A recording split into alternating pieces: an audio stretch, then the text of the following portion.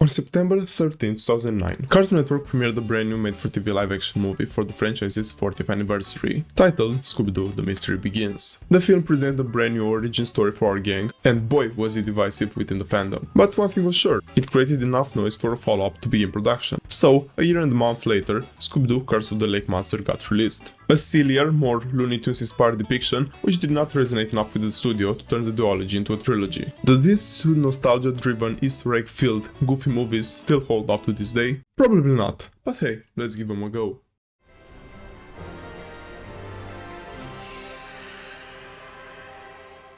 We begin with Shaggy catching the bus for Coolsville High.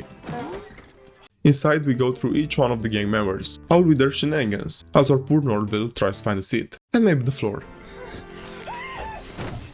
Fred's a jock, so he hangs out with someone who's clearly not a 30-year-old man, who keeps messing with the Shagster. Velma is nerdy know-it-all, blabbering on about her science fair project, and Daphne is in the school play. We've got our breakfast club. Inside, Shaggy's locker problems send him sliding down into the principal's office, where the big guy tries to relate to the young man in the most 2000s way possible. I can't help but notice that you've always had a hard time finding a crew of homebuds to kick it with.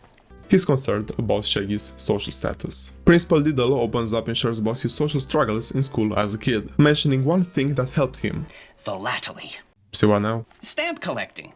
Oh, okay, but still. See what now? Shaggy acts interested, as most of us would, is the principal overall, and then he makes his way to class. On the other side of town, a pet adoption fair is in motion. The main star, probably those cute little dogs, but we're interested in this big CGI fella spinning plates. I think they did a good job with Scooby. They opted for a more cartoony approach, the opposite of what the previous movies did. For a TV movie budget, I think that was a smart choice, and the end result does not disappoint. Scooby's been trying to get adopted for quite some time, but as it is in real life, people don't usually go for adult pets, they'd rather the cute and fluffy baby ones. So when interested adopters come along, Mr. Doobird's excitement is too much for them to handle, and he scares them off.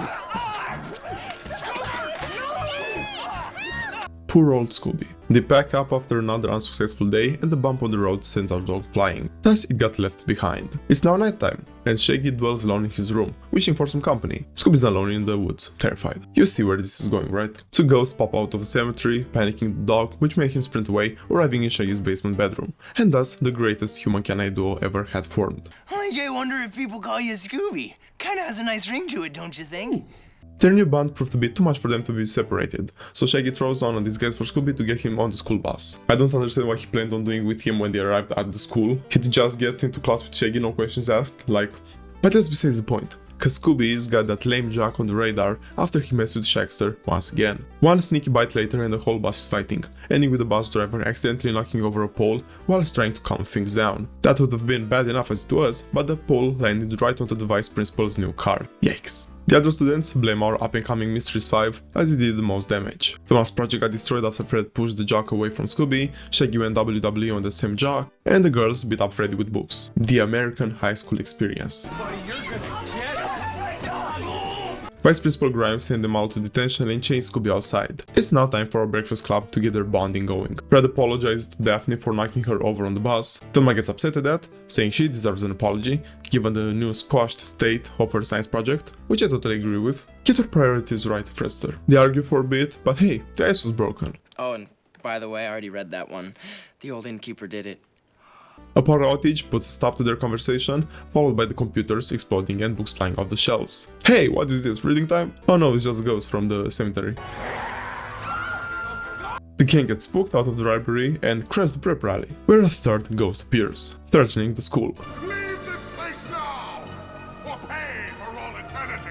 They get blamed and suspended for that? Who the fuck? In what world could they have been responsible for that vice principal? And why is your word higher than the principal's itself? Whilst most members of our gang are having a mental breakdown, Shaggy formed a thought. He remembered something from last night. When Scooby barged into his bedroom, he kept saying roasts, which he now realized meant Ghosts! exactly. Scooby-Doo, where are you? You just knew they had to get it in there. So that night, all five went snooping around the cemetery where Scooby encountered the spectral beings. When Velma saw how old the dates on some of the graves were, she gave the others and the audience an exponential dump about old Coolsville, the town that lay there before, which was taken out by a flood. I wonder if that will come in handy later. Scooby found the two tombstone culprits, so the gang started piecing it together. But hold on, there were 3 ghosts at the pep rally, right? Then why are there only 2 graves? Okay, so Fred is good looking and smart.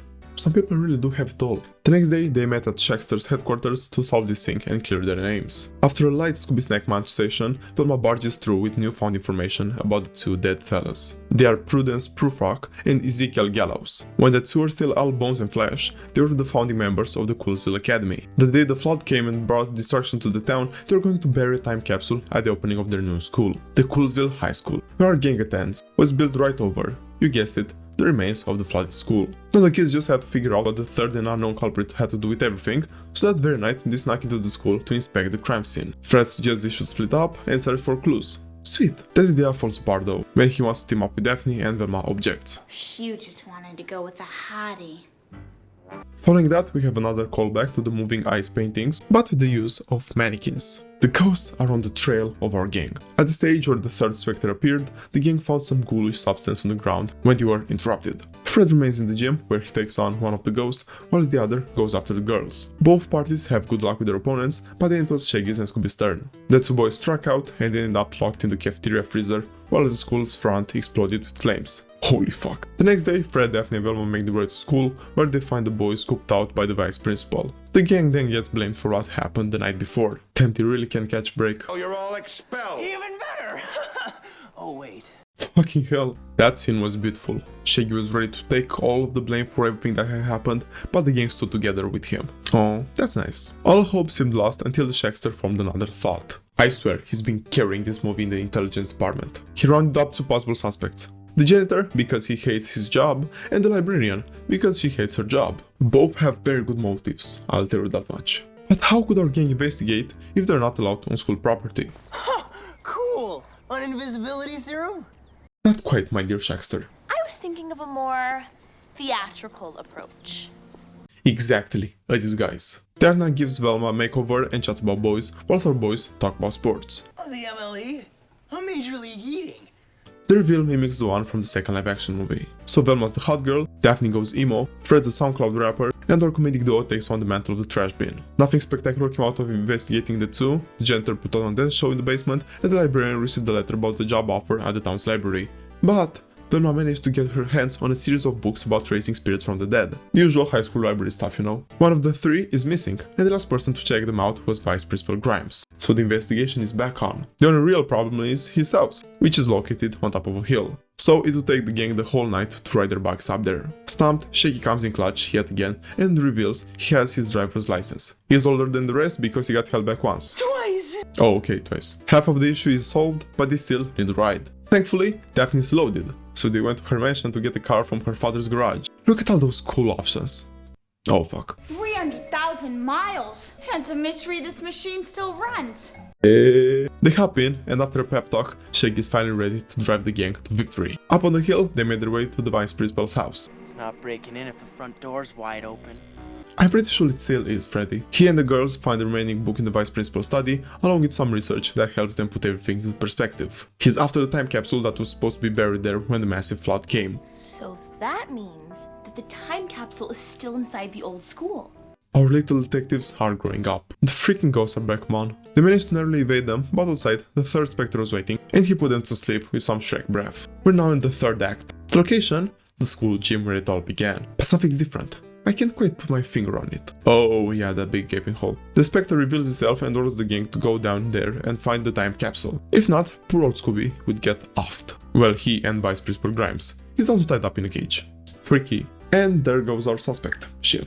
Down in the old school, the gang comes up with a trap to capture this masked menace. They call for him to help them with the time capsule, saying it's very heavy and everything almost worked out except that leftover water from decades ago that swiped them off and alerted the ghosts. Oh hey, the time capsule. One final chase scene ensued, in which the gang stole the spellbook from the spectre and attempted to put an end to the ghost train. Shaggy had to do the honors after accidentally crushing Velma's glasses. His first try didn't go according to plan and accidentally released more ghosts onto this realm, but second time's the charm. And with that, we can say bye-bye to the paranormal beings. Scooby comes along after setting himself free cause he's a badass like that, and ties up the masked menace. It's Principal... what was his name? Principal Deedle! Principal Diddle, yes. It's a bit of a let-off that he wasn't included in more scenes. He was just there in the background most of the time whilst our red herring was doing all the talking. But why did this man go through so much trouble to find a mere time capsule? Not just letters. Letters with stamps. It's a misprint. Exactly, Shaggy. The Bracevar gang puts everything together and remembers what Principal Diddle said in the beginning. You'll notice that the jackrabbit has only one eye. It's a misprint. Those are the most valuable. That misprint from the capsule was the most valuable stamp. It was worth a fortune, so the scrawny little guy desperately wanted to get his hands on it. With the mystery solved, the gang gets a standing ovation from the school. Cue the remade Where Are You intro. And that's it. The movie was far from perfect. Scooby wasn't used as much. There were plenty of scenes that conveniently had him sleeping or away from the gang, probably due to budgetary reasons. I would have loved it if we could have received a remade scene of the gang checking out information with Scooby in it, but it wasn't meant to be. Plot was all over the place. Like, I think the principal could have the necessary authority to deal with closing the school down and search for the time capsule without having to put on a whole ghost raid. And talking about ghosts, those supernatural beings did not help Bro in the slightest when it came to rescuing the time capsule. They were more like bodyguards if anything. So why bring them out in the first place, when you could have gone instead for a dead wrestler or something? But on the other hand, I like the moments between the kids. In the library, in the van, there were plenty of times where they connected and they reached out to each other. Now let's see what the follow-up has in store.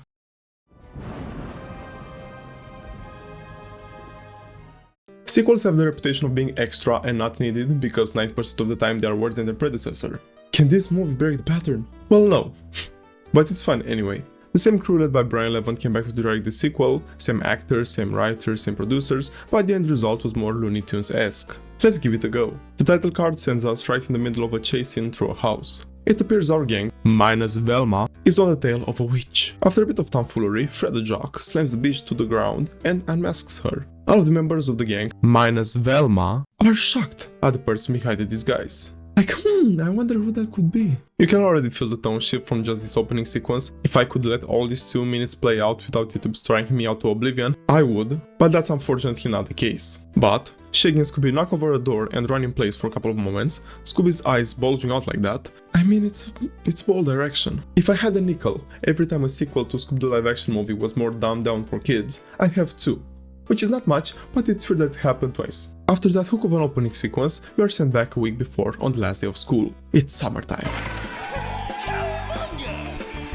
Shaggy plays out the fantasy with dancing Hawaiian ladies and tropical vibes. Velma shatters the hopes of our Shagster, reminding him they have jobs for the summer at Daphne's uncle's country club to pay out the destruction of old man Frickert's barn. Cue the flashback. Oh no, not yet? Oh, okay. They barge in on Fred and Daphne's mystery machine makeout session and they're left shocked. How could these 2 teenagers who flirted together for a whole movie have feelings for each other? Freddy explains that it all started the night at old man Frickert's barn. Now cue the flashback, yes! They were investigating the case of the vengeful Scarecrow, an homage to the new Scooby-Doo movies episode, The Frickert Fracas, where a Scarecrow was haunting the farm of Maud Frickert. The Scarecrow jumped out of a haystack, which made Daphne tumble and fall off the second story of the barn right into Fred's arms, which sparked love hearts between the two, and just like that, they fell for each other. Also, Shaggy and Scooby accidentally set the barn on fire. Why would you leave the 2 goofballs alone with fire? Like... The gang sets off for the trip to the country club, and after a small detour, including a colorful ship, they get there safely. But it's a Scooby movie, so we need to have the suspicious local who warns our teenagers about the dangers ahead. This time, an old lady at a gas station called Troberg informs them about the curse of the lake monster that haunts the land upon which the country club was built. Spooky. We then arrive at the country club. Daphne's uncle greets the gang, they unpack, and Shaggy tries to have an emotional connection with Scooby by telling him about his crush on Velma. Scooby laughs it off. Shaggy then realizes this conversation might have been better to have with an actual human being, so he goes to Fred. The Jug gives some interesting advice. I don't know if I'd really call Daphne my girlfriend, Shags. You know, it's more casual than that. We're just, we're hanging out. In parallel, we see the Gallows talking, and what Daphne thinks is pretty different. It's totally getting serious. Shaggy now takes Velma on a walk on the beach, where they talk about underwater caves and such, until Velma gets distracted by this weird-looking rock they found. It's called a moonstone. As you're beginning to have a beautiful moment, Velma felt nauseous out of the blue, so she headed back to her room to rest.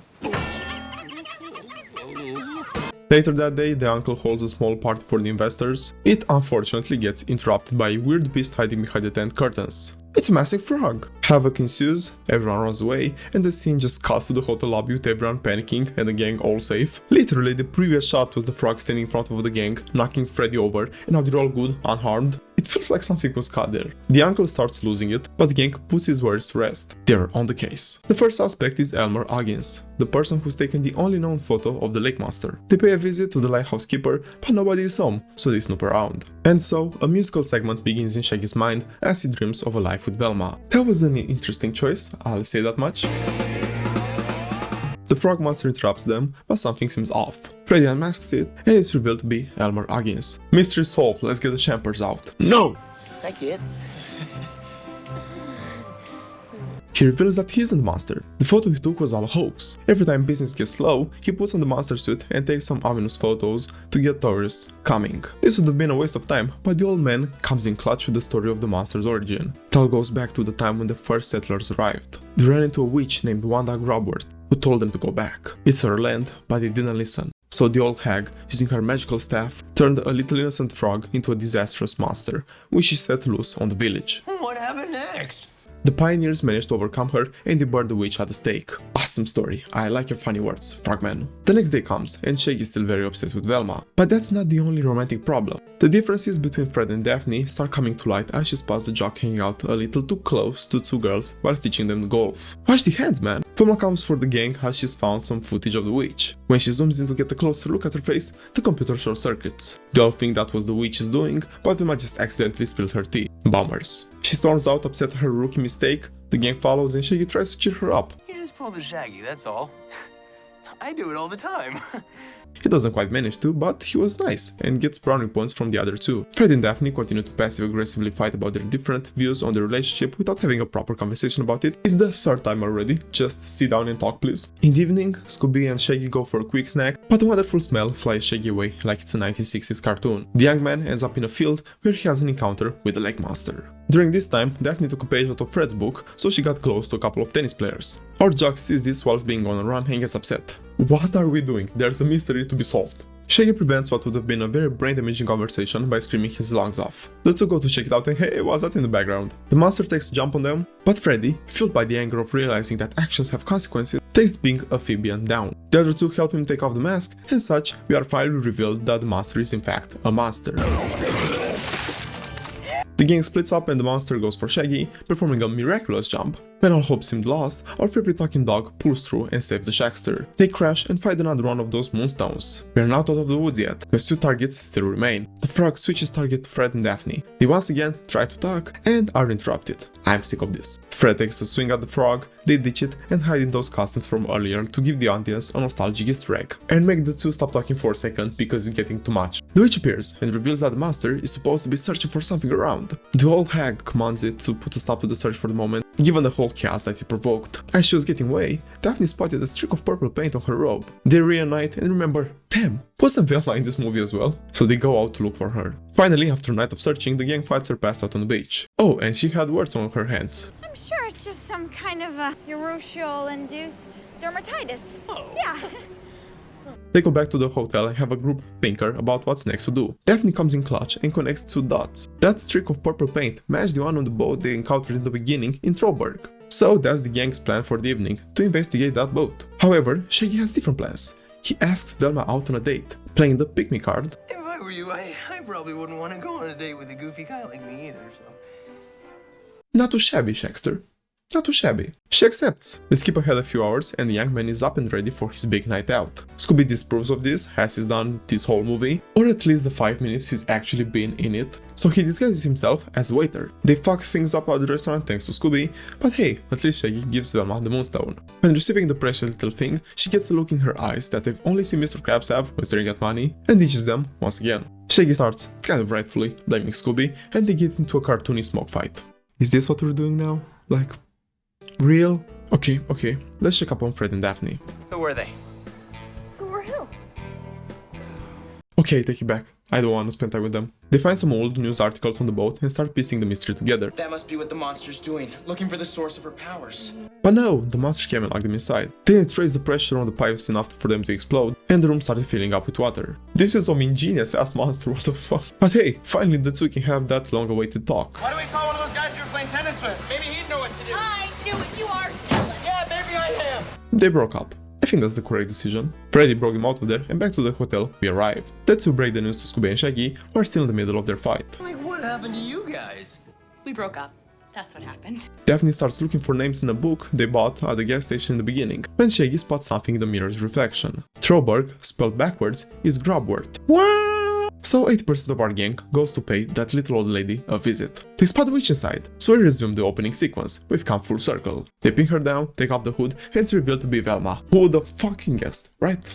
I'm not Velma. Oh, sorry, Mrs. Old Witch. She puts up a pretty impressive fight and tries to do, I don't know what exactly, with her staff. It starts shining, a burst of light appears, and then we fade to black for commercials. Probably. When we return, Velma's gone. The old lady from the beginning appears from upstairs, ready to give our final exponential drop of the movie. She explains how she's the descendant of the witch and that her ancestor, Wanda Grubwort, has possessed Velma since she touched that moonstone on the beach. She needed a vessel capable of finding the missing pieces of her staff so that she'd be revived at her full capacity. I guess we were all just too wrapped up in our own little dramas to catch the really big one going on. You think, Daphne? You think? It feels like I'm having Riverdale with a side of Scooby-Doo. Shaggy remembers his and Velma's talk about the underwater caves from the beginning, so they assume that's where her secret lair is. The old lady also rents scuba suits. Convenient. Up in the caves we have our finale. Velma transforms more frogs into monsters, they chase around the gang, Scooby pulls his 50th Looney Tunes moment of the movie, Shaggy defeats Velma and the ghost using the power of friendship. He then says fuck no to relationships between the gang's members. They all agree and figure out they're better off as only friends, but hey, at least he and Velma share the beautiful kiss. Daphne's uncle thanks them for everything and gives them a check worth $10,000, more than enough to pay for Old Man Freaker's barn. Everyone is happy, they drive off. Scooby-Doo. What an insane movie. They've solved Velma to the side for most of it, and Scooby felt like less of a character than he did in the other, and when he did stuff, it felt like he was an extra, doing some Looney Tunes ass bits that the other characters didn't acknowledge. And man, the cartoony bits. They were too much for live action, like the tunnel, the hammer to the head. What are we doing? So we were left to deal with the romantic drama of Fred, Daphne and Shaggy. Well, at least we could get a good look at Robbie Amell's abs, so it was all in good fortune, I guess. If you've enjoyed this video, then please consider leaving a like and subscribe, maybe comment down below, tell me what you think about these movies and your experience with them. I know I've been a bit harsh at times during this video, but I can say I overall enjoyed them. Until next time, have a good day guys, stay safe, bye.